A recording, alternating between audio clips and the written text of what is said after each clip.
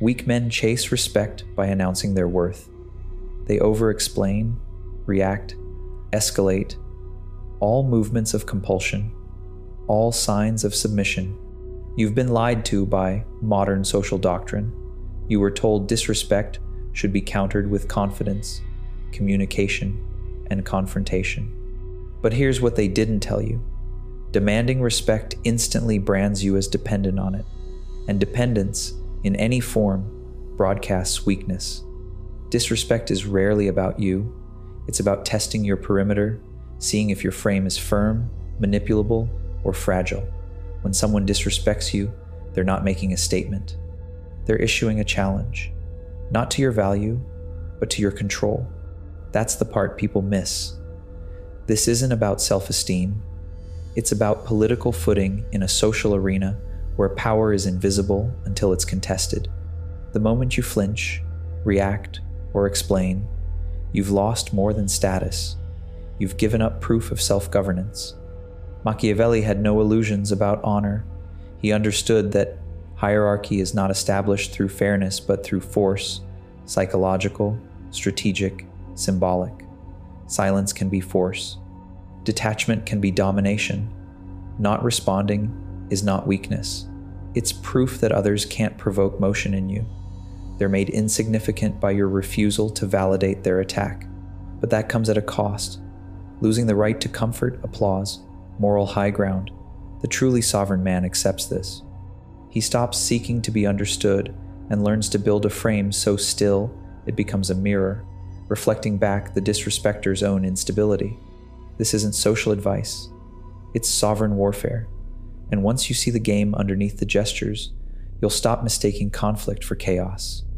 You'll see it for what it is, an opportunity to cement your frame with cold precision. But most won't do what needs to be done, because it feels like losing until it starts to bend the room, and by then, it's too late for them to catch up. Let's begin. Never react to disrespect. Outlast it. The typical instinct when disrespected is to respond, to defend your name, assert your boundaries, explain your intent. This is dressed up as strength, but in reality, it's a barely concealed invocation of approval. You're trying to coerce the other person into recognizing your dignity, which means they still hold power over your state. Every time you respond to disrespect with energy, you leak sovereignty. You signal that your internal equilibrium can be disrupted by external noise. You become readable, and once you're readable, you're usable. This is how most people unwittingly enslave themselves to perception. They live inside a loop of reaction, believing that their worth is contingent on public consensus or visible dominance. They confuse noise with control. But understand, the truly dangerous man doesn't react because he's above it. He doesn't react because reaction is fuel, and he refuses to feed the fire. Here's the hidden mechanic. Disrespect is never just an insult. It's a probe, a social incision meant to test how tightly you're holding your own frame. The moment you crack, get loud, emotional, defensive, you validate the probe. You show that your center is brittle and externally determined. Machiavelli would view every disrespect not as offense, but as a negotiation tactic, part of a game to shift public gravity. How you respond determines whether you are seen as a defendant or a judge. A defendant explains. A judge issues silence. Holding the frame means answering with nothing, not because you're scared or passive, but because you understand that restraint is the highest form of dominance. When someone tries to incite you and fails, you steal their leverage. You don't just win, you erase their relevance. Virtue, the raw force of inner command, is not measured by how loudly you bark back. It's measured by how little you ripple when tested. Your silence becomes pressure. The longer you sustain it, the louder your absence becomes in the minds of others. Detachment becomes weight. In practical terms, this means you must train yourself to let others doubt you, insult you, dismiss you, without flinching. Do not correct the record. Do not clear things up. If someone underestimates you, convert their ignorance into an asset. Play weaker, disappear faster, stay still until you decide otherwise. Why? Because the longer you remain still, the more others begin to project power onto you. Humans aren't comfortable with emptiness. They fill it with fear or fiction. If you maintain rigid silence under provocation, they'll begin to perceive you as choosing not to engage. And that is terrifying. A disciplined sovereign gains status not by broadcasting his value, but by refusing to place it on the table at all. He treats disrespect like static, beneath reaction, not because he's passive, but because he's drawing the other party closer into a trap of their own creation. The needier man always reveals himself. Instead of defending yourself, narrow your signals. Instead of talking, learn to hold tension. And instead of inflating to match their noise, compress. Let them overextend. Let them become loud, emotional, erratic, while you vanish beneath the surface. You don't rise to a provocation. You let it burn itself out, because your value isn't confirmed by your response. It's confirmed by their inability to shake it loose. So here's the shift. Stop fighting for acknowledgement. Start building presence through stillness. Feel the insult, then reduce it into irrelevance. Watch how many men begin to scramble without your validation. Watch how many enemies search for your reaction and find nothing but their own reflection. You don't win by striking back. You win by being too immovable to target. Court disrespect in silence, then weaponize it. Most people view disrespect as failure, loss of status, erosion of image, an insult they must immediately patch, as though their reputation is a leaking vessel. But that desperation to repair is exactly what marks them as subordinate. You've likely seen it, the man who insists everyone understand his side, who becomes animated trying to defend his motives, who believes the louder he explains, the more value he regains. But here's the darker, more precise truth. In high-stakes power dynamics, the person trying to prove they were wronged is already beneath the one who wronged them. Because once your sense of worth is hinged on someone else's validation or correction, you've already handed them the controls. Machiavelli understood that public perception doesn't follow fairness, it follows structure. Power arranges narrative by presence, not precision. The sovereign man doesn't chase correction. He uses misperception as camouflage, because what others get wrong becomes strategic cover. When someone disrespects you publicly or privately, they're offering something precious: misdirection, a glimpse into their inability to read your true posture. Rather than correcting their view, let them carry false beliefs, then use them. This is how disrespect becomes leverage, by allowing the uninformed to act on faulty assumptions while you act with full awareness. It lets them expose themselves, reveal tells, overreach, think they've already won. And in that overconfidence, they bleed information. When people think they've reduced you, they stop guarding themselves. That is when you strike, not emotionally, not wildly, but by exploiting the blind spot they manufactured for themselves. That's the Machiavellian move, letting your enemy build the stage for their own exposure. This doesn't mean you let all disrespect go unanswered forever. It means you delay the answer until it costs them. Understand the layers. Immediate reaction equals status loss. Immediate silence equals frame control.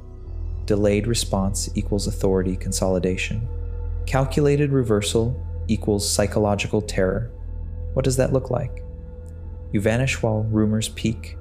You say nothing while your enemy gloats. You let them hang themselves in public while you make no noise. Then suddenly, weeks later, you shift something real. You remove access. You cancel a deal. You embarrass them in front of someone they value, but you never tie it back. You let the echo do the talking. By the time they sense it was retribution, it's too late. The move has already landed, and you're already gone again. No explanation, no scene, no satisfaction, just precision. This is how power speaks, not in noise, but in effect. And the man who can delay his reaction long enough to make it surgical rather than emotional becomes untouchable. Fortune, favors those who wait until the right tide, but it isn't patience, it's engineering. You let chaos swirl while you remain unreadable, then act with such targeted resolve that it redefines you in the minds of everyone watching. When most are disrespected, they lose the room. When a sovereign is disrespected, he uses the room to set the stage, so that months later, the reversal stings sharper because no one saw it coming. That's not pettiness. That's a long-range architecture of command. The masses think prestige lies in being seen as right. The strategist knows real power is in being impossible to wrong twice. This, then, is the weapon: cold observation, delayed consequence, silent presence, precision timing.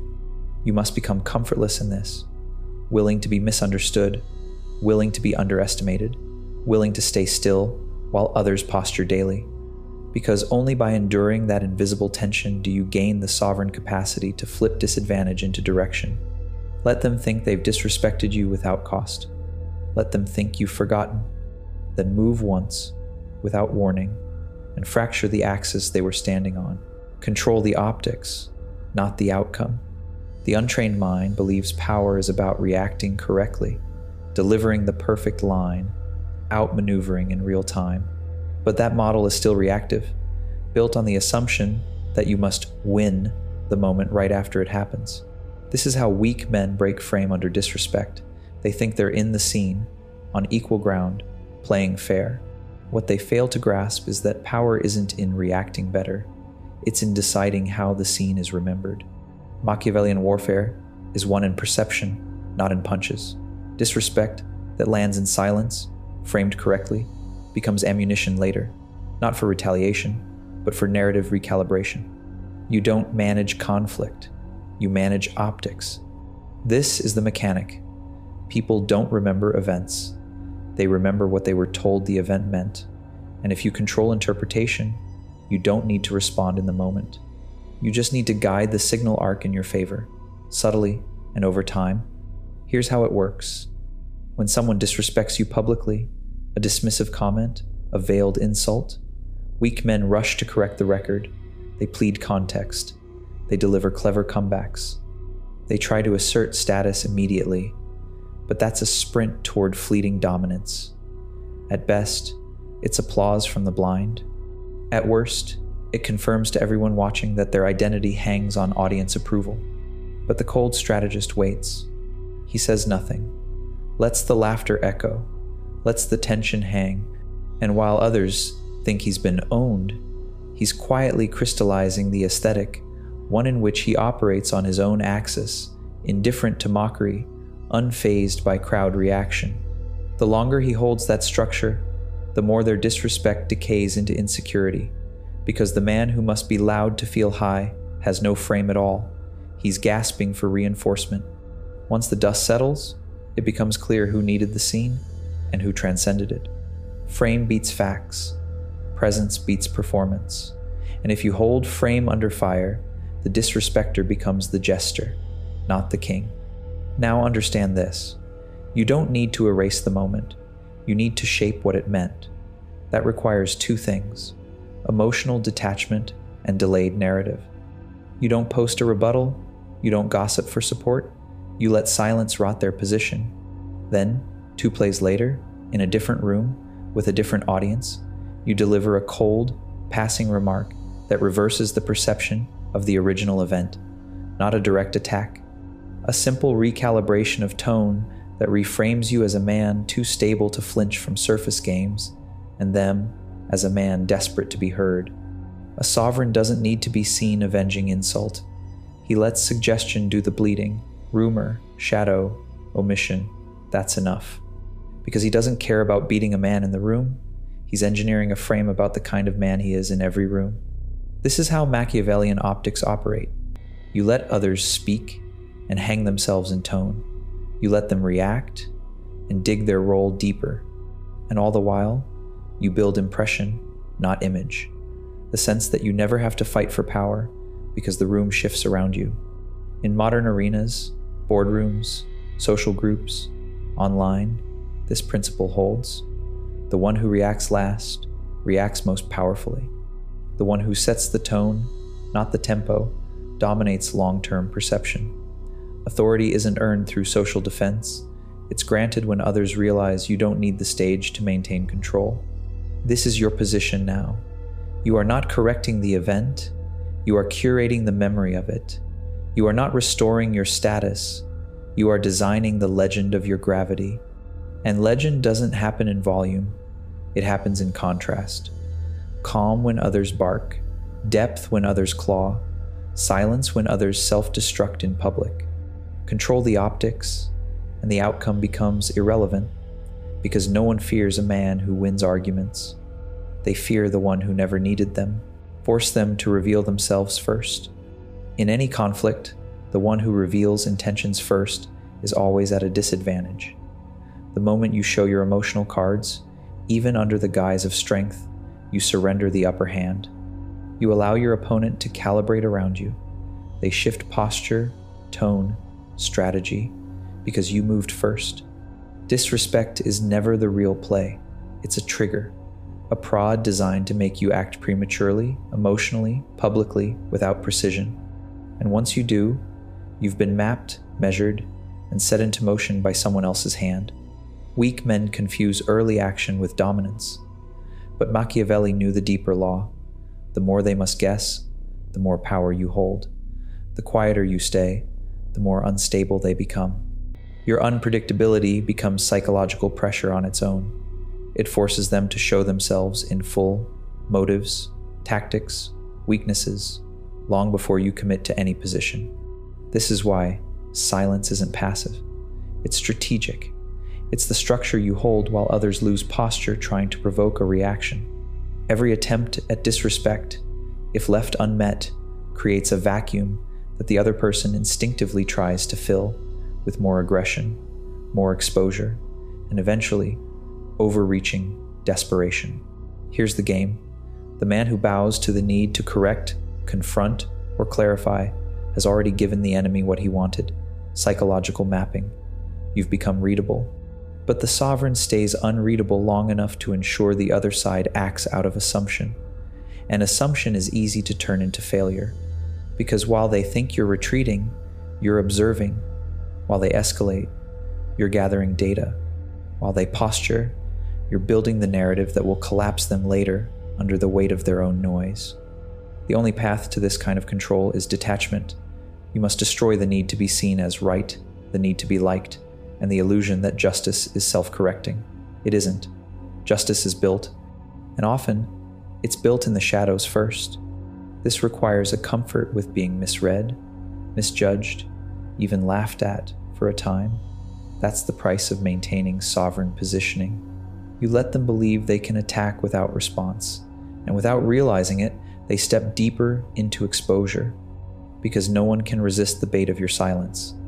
If they disrespect you and you don't respond, their ego festers.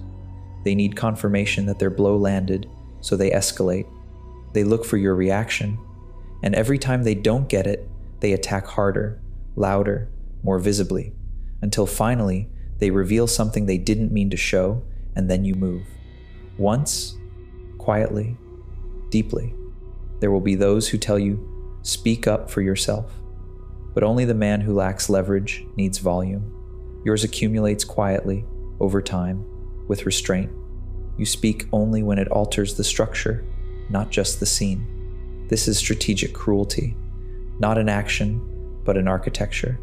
Not because you are malicious, but because you understand every emotional move you make becomes currency for your opponent. Deny them your motion, and they starve. This isn't a tactic, it's an operating system. Refuse to answer their tone, refuse to match their energy, refuse to let their behavior dictate yours. Watch the imbalance multiply. It begins to haunt them because they want a response, any response. Even anger would confirm you're affected, but you leave them in silence's shadow. And in that silence, they become paranoid. Why didn't he respond? Is he planning something? Is he weak or just waiting? That doubt is a slow poison. Let them drink it while you stay still, gathering, crafting, preparing a single move that renders them naked in front of the system they tried to weaponize against you.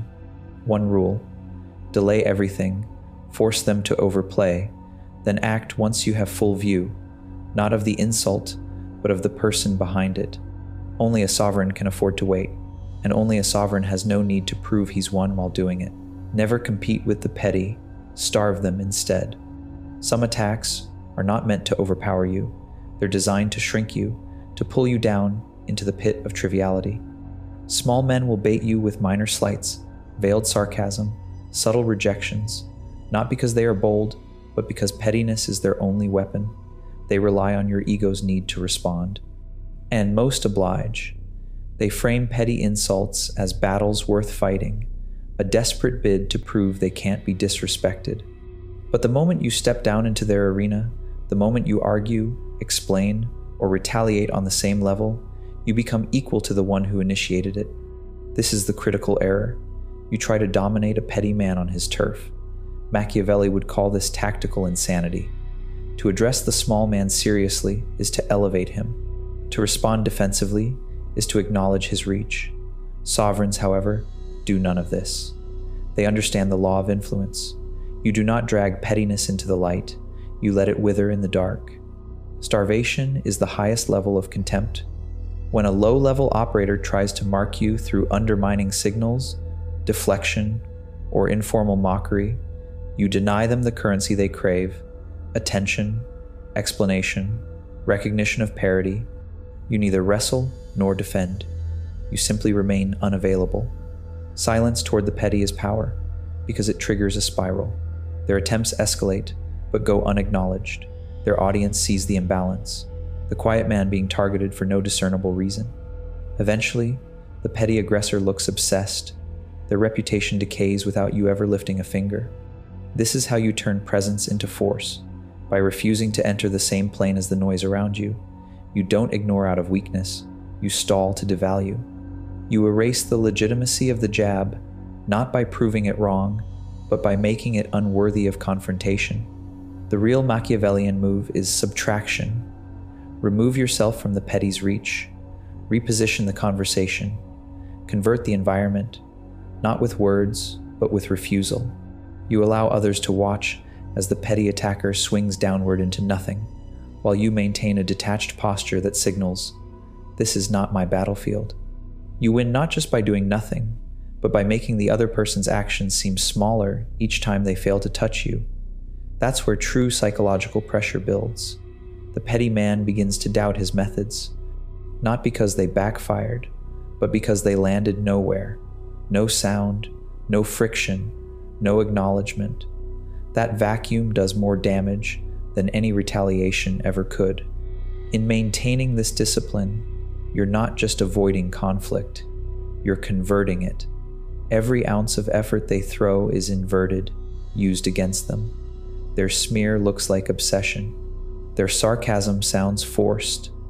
Their escalation becomes spectacle, and all of it repositions you as aloof, focused, nearly indifferent, exactly how a sovereign should be perceived.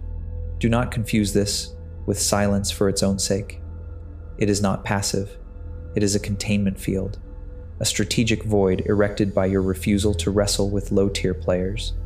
The discipline to hold this line, even when tempted, is what separates operators from reactors.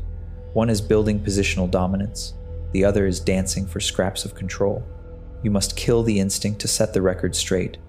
There is no record, there is only frame, and frame is not restored by justification, but by detachment and selective erasure. The highest insult to a petty man is not returning fire. It's showing him you never felt the heat.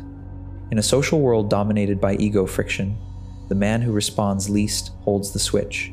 He alone decides what is worthy of clarity and what dissolves in silence. This refusal to engage at low levels doesn't make you good. It makes you untouchable. And in the court of power, that's enough. Redirect the disrespect into structural control. In most people's minds, disrespect is a single event, a flame to be stamped out. But to a strategist, it's more than friction.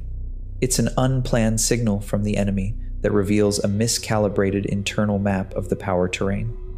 They think you're equal, they think you're vulnerable, they think you're still playing the same game. That miscalibration is leverage, and most squander it by turning inward, making it emotional. But Machiavellian control doesn't seek emotional justice. It seeks structural advantage. Sovereigns don't just absorb disrespect, they convert it into a re-engineering opportunity, not to punish the offender, that's short-term, but to redraw the entire frame the offense occurred within, beneath the surface. Begin here. People attack when the context permits it. If someone feels comfortable disrespecting you, it means the structure made it possible. The system, the dynamic, the precedent empowered them, not openly, but invisibly. Your job is not to avenge the moment, it's to change the atmosphere so that moment can never organically reoccur. That's the real play, not revenge. Redesign. Let's break it open. You locate the root. Where was the respect imbalance seated? Was it a pattern of overaccess, undershown boundaries, equaling yourself to the wrong people, or a signal, verbal or behavioral, that you value validation more than control? The answer is always structural, not personal.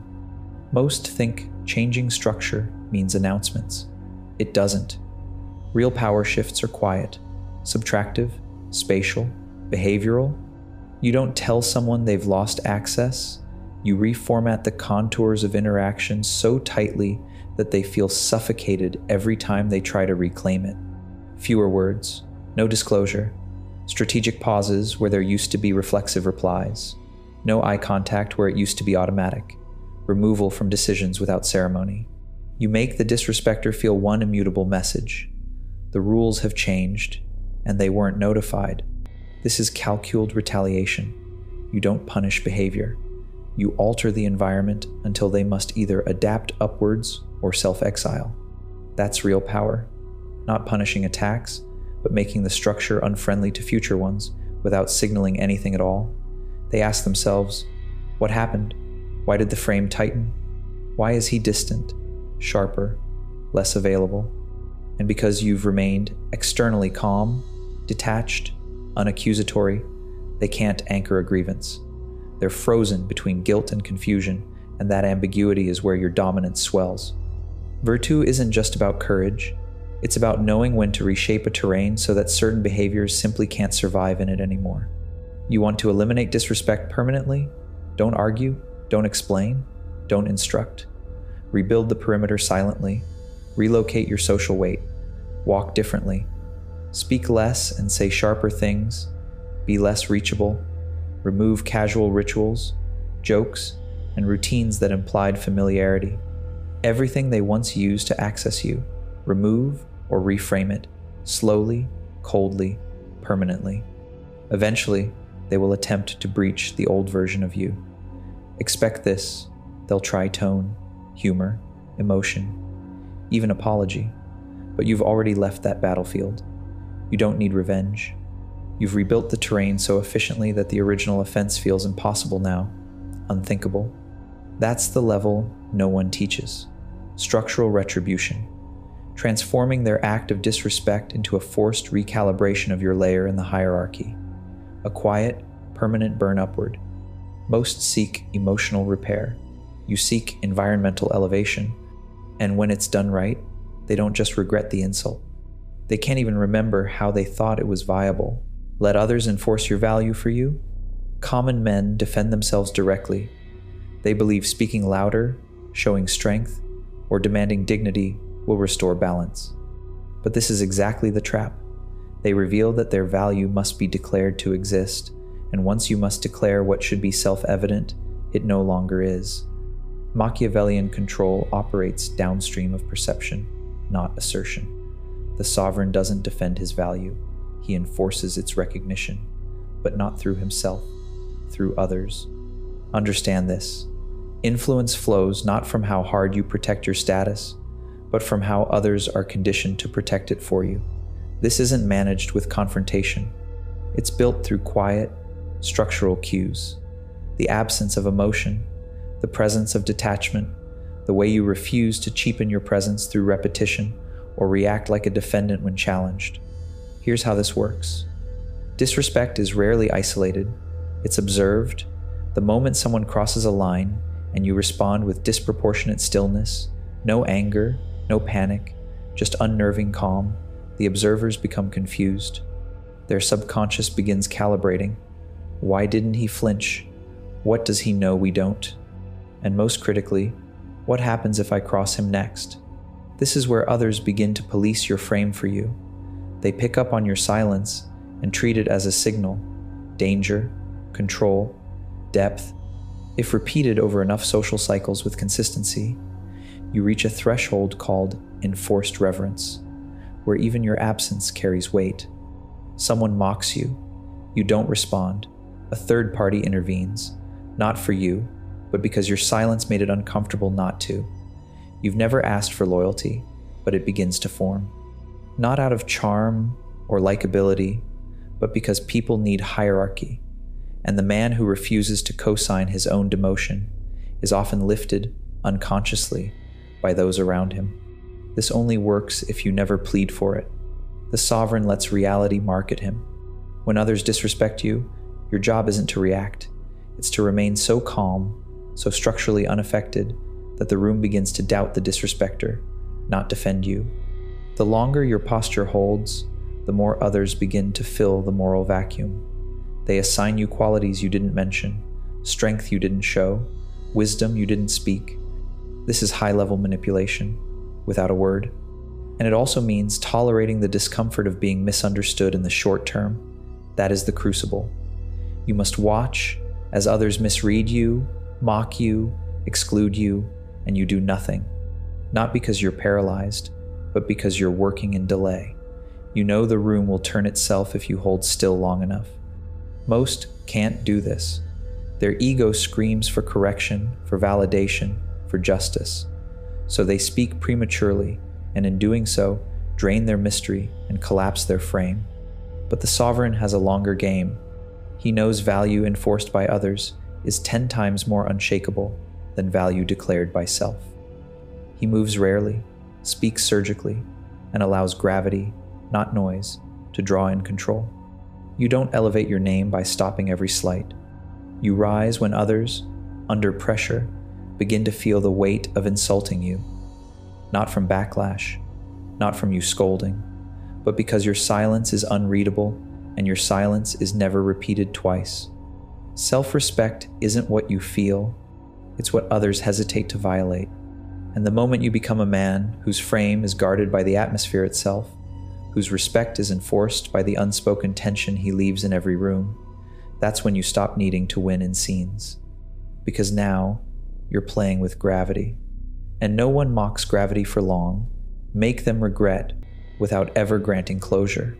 Traditional thinking clings to confrontation. If wronged, insulted, or disrespected, you're taught to clear the air, have the conversation, or demand an apology.